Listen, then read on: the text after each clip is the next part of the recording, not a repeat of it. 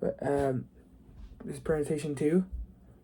The main topic being discuss the community blocks and police blocks to affect communication.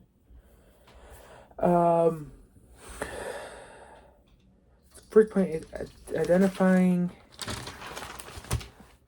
cultural structures and procedural barriers that prevent effective communication. Honestly, this kind of falls back to how can we join the community and law enforcement together, especially from an outsider's perspective. Right, there are a lot of barriers, apart from being, law enforcement and then your common Joe. One of the key ones being cultural structure and procedural barriers. Those kind of seem the main ones, according to my research. Oh no, according to the thing, right? So cultural. This can fall to many different ways. We were not all raised the same. We were all raised with different methods, different beliefs, and stuff like that. So there's a bunch of cultural barriers. Languages being a big one, right? The language barriers. Coming from a Latin family, I've seen that a lot. Where I had to step up and kind of help break that barrier. Being a translator, basically. And it happens quite a bit, and that's a barrier where, even though we might not dislike the police, it makes it harder for us to interact with them.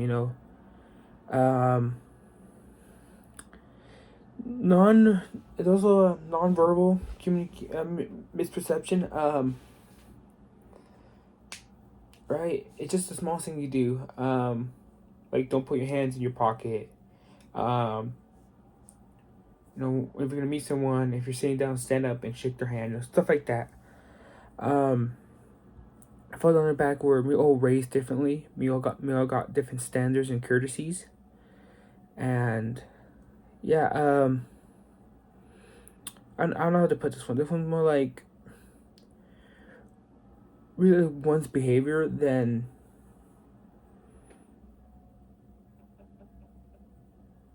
like I said, it's just really sometimes it can be misinterpreted, especially if you were taught to sit up straight and stuff like that. Someone could be taking it. They have to be law enforcement, even your everyday, right? Someone could be taking it at you, or trying to intimidate them or challenge them, even.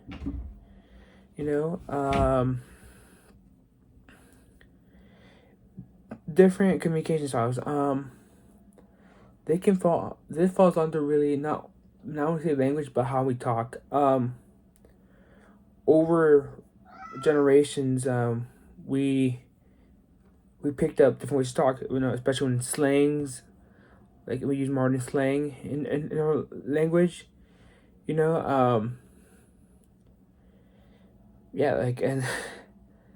like before, especially like earlier, right? It was normal to say yes, ma'am, no, yes, ma'am, no, sir, and it's like yes, sir, right? Those type of comments. But now people say yeah. They use the word yeah a lot, like I do, in different terms, right? And that communication barrier happens where we don't understand what the other side are trying to get. I understand that too. Because when I interact with the younger generation, like my little cousin, he tends to speak in like the modern slang, where I'm like struggling to understand him. Like, I don't know the meanings of the words, right? And then one of the big things, power differences. Some of us were raised not to challenge authority. never talk back to your parents. I think we talked about today class where talk back, you get smacked around a bit. Make sure you know your learn your lesson. And yeah, that barrier where someone might not be comfortable dealing with someone who is higher than them. Like in a workplace, typically you don't really maybe talk to the manager, right? Especially in retail, what I do, I'm gonna keep talking to my managers, even my store manager. But once the district manager comes around, you kind of tell that shift of like everyone get serious now. This is like not a test, like actually like get to work done. And all that you can tell how people start acting acting between each other. Yeah, like, especially I noticed it between my store manager and the original manager, right? My store manager, he's not laid back, but he's pretty understanding and stuff like that. But when the store manager shows up, he's like more shut off and secluded, more like at that manager. Anyway, right? Kind of going to rant, but yeah, that distance of power is not only seen in law enforcement, but also maybe your everyday. Maybe being like a student, a teacher perspective, sometimes students feel intimidated to talk to their teachers, because that's just a difference of power. So we have structural.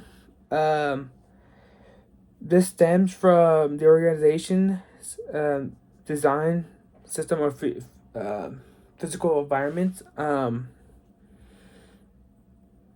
Yeah, it just this one I guess more environmental. If you were raised like in a sketchy neighborhood, right, we taught like not to interact with police and stuff like that, or the law, that can play a role how you interact with them. You might be more nervous, and stuff like that. Yeah, I think that's the one barrier where if I'm it's not a commonplace, right, to have interaction with law enforcement, and why are you jumping in here? I can't hear. Yeah, I don't know how to really explain this one, but it's more it's more of that. It's yeah, I guess I'm kind of lost here in the structural barriers. Like I said, it depends more on the physical aspect, you know. I guess I don't think it falls on the racial, but I kind of want to say it falls on the racial. Like if you're growing up, you see where, like, especially the black community gets targeted for more crimes and that. If you're growing up in that community of that skin color, you'll be like, okay, as I get older, I will be seen more as a threat. I will be seen more of a thief and stuff like that. So that's how I like to think about the structural barrier. It's not very like I might get confused with oh Lord crucial, but that's my take on it. Procedural barriers. These arise from the systems and rules that govern how communities should, I guess, act. Yeah. This is another one where it just ties into structural. Everyone knows the rules, right? Especially in the neighborhood, right? Like, you take care of your neighbors, they will take care of you and stuff like that. Yeah, it's just one of those things where like everyone knows their part in the system. If you look at kind of like in the household, right? In a typical household where picture perfect would be like the father would go out, work, get the money, and support, right? Support by income. then the mother will help take care of the kids. The kids are supposed to help out around the house, and they go to school, and that's the roles and responsibilities. Um, that's what I think of it. And also poorly designed communities. So that's a new one. Where it falls under where is it? Where is it? This one I do have to look up the notes because it's an article. Cultural benefits. It's up here.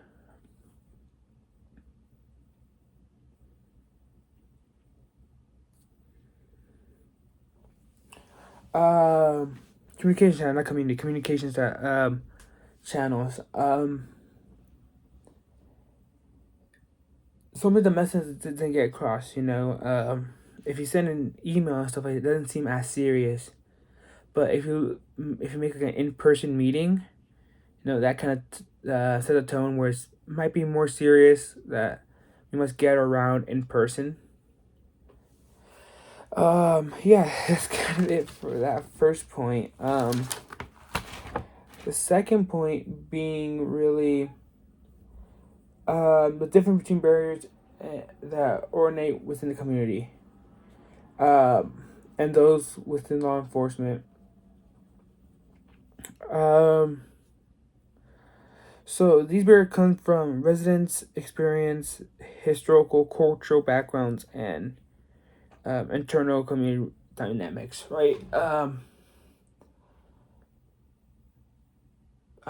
blanking out here. So, like I said, start off mistrusting law enforcement. Once again, kind of that. Well, we saw was was it the bombing, the Chicago bombing, and stuff like that, where officers that went gun ho, despite not really caring or showing care for the people around them. Yeah, and like that in within itself, that will make you, at least personally, will make you lose trust in law enforcement. They only want to get to their agenda, their mission. It doesn't matter what's in their way. Then we fall under to language and communication differences.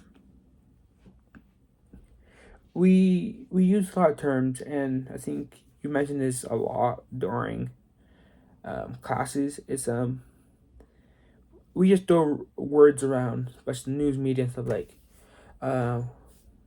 probable cause, without reasonable doubt. There's more like all the stuff that fall under that.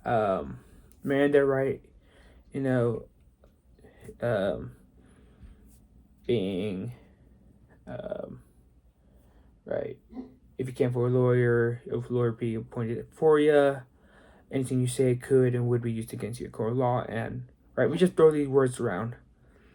But something we don't know the meaning. We think we do, but we don't. And sometimes that can affect someone, especially when it comes to the criminal, to that law side, where an officer can tell you all this, but do you really know what that means? I don't know what I'm getting at here. It's getting late. I guess we'll move on from there. Cultural norms, if you have experienced bad reputation or bad experience with law enforcement, you would tend to not really help them out.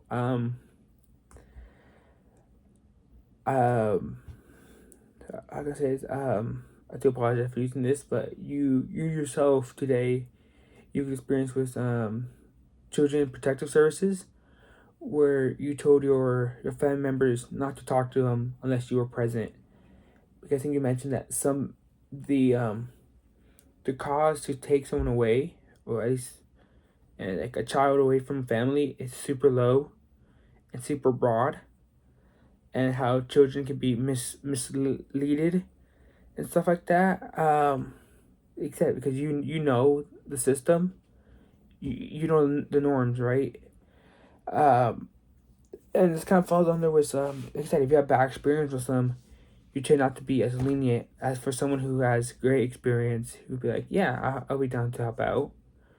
You know, it's kind of like if you move on from law enforcement, it could be like in a friendship, right? You have a friend that you trust, but then one day they did something untrustworthy, um, and then you might be more like, I don't know if I can trust you. But compared to someone who has always been trustworthy, right? You'd be like, yeah, I'm always down to help you out. There's no way to look at it. Social economic stress. It's one. Um, Sometimes I don't know. It could be like a media thing, right? The thing shows in that where we see people from a lower not financial what's the word, not lower setting, I guess tax bracket, right? And my someone might think, oh, we're from there, so they're more likely to be in gangs, steal and stuff like that, right? Find the easy way out instead of actually working to better themselves. That's something that can also make a barrier against them. Um, I'm just rambling on this thing, man. I am probably not gonna get points for this. Propose strategies for building mutual trust and improving dialogue. Um, Honestly, we talked about this a lot. Just making more community events. Um, I get it. It sounds way too easy. And I'm not saying it to be easy, but just make more events. Growing up, right? Elementary, you have to get the firefighters come by, or even the police department, right? They'll stop by and talk to us when we're kids. It's something stuff like that, um, especially for the younger kids, where they're growing up in a world where all the bad omens and all the bad stuff are like clear and easy accessible, because every 5-year-old these days have like a some kind of access to the internet, right? They have that technology to go see, even though they're not trying to, right? You go down that rabbit hole in law, you well, not rabbit hole in social media and stuff like that. You tend to come across stuff you didn't want to. So yeah, just having that, just more social events. It doesn't have to be like nothing big. Like I said, just going to schools. I think it'd be a good one. Um,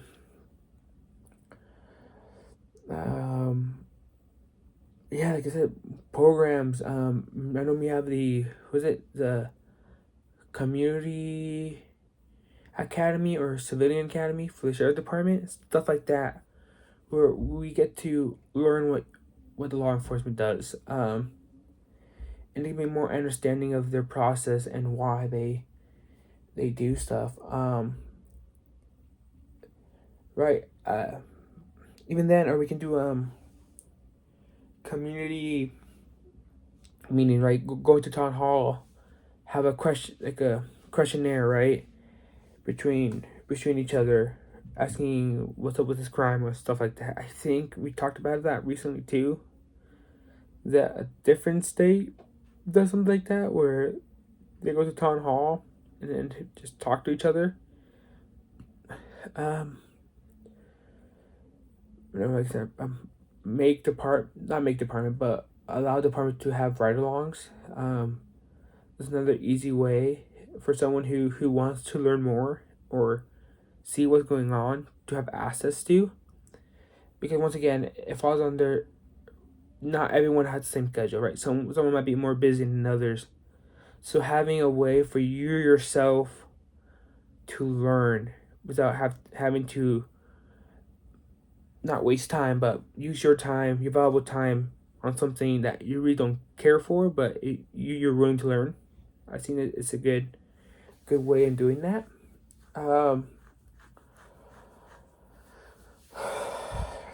Yeah, I really um, I guess also change strategies. Um, Show that your department is doing better. I guess also do annual reports on training you offer for your officers. I think that's another good thing. Yeah.